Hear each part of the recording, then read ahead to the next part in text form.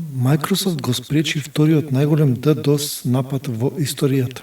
Microsoft објави дека во август успел да ги намали последиците од 2,4 терабити по секунда DDoS напад врз неименуван корисник на Azure облакот во Европа. Ова е воедно и најголем напад врз инфраструктурата на Microsoft и втор по големина веднаш зад нападот врз инфраструктурата на Google од 2017 година.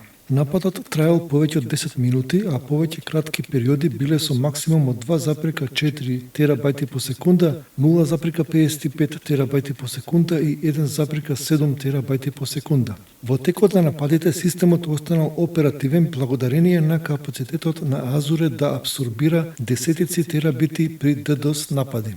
Бот мрежата која е употребувана за нападот била составена од вкупно 70.000 уреди.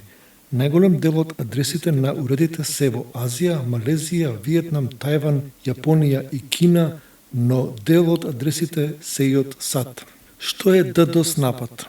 Distributed Denial of Service или DDoS е тип на напад во кој нападјачите ги преплавуваат серверите на жртвата со малициозен сообраќај. Мрежата вообичаено не е подготвена за капацитет на сообраќајот и корисниците не може да пристапат до страницата, сервисот, апликацијата или платформата. Причината поради која овие напади се исклучително тешки да се спречат и да се ублажат е што нападот доаѓа од илјадници различни локации.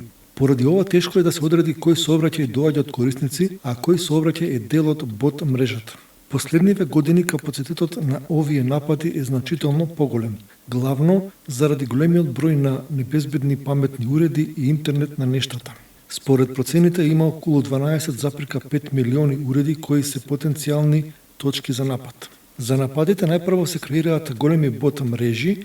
Во минатото за ова се користеше малваре, но денес, благодарение на голем делот на паметни уреди, како камери, клим уреди, монитори за следење на бебиња, па и фрижидери и шпорети, и лошите навики за неменување на лозинки.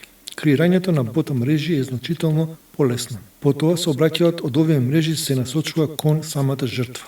Во 2020 година нападјачите бот мрежите ги насочија кон инфраструктурата на Amazon и Google, што е доволен показател дека ниту една цел не е преголема и не е безбедна.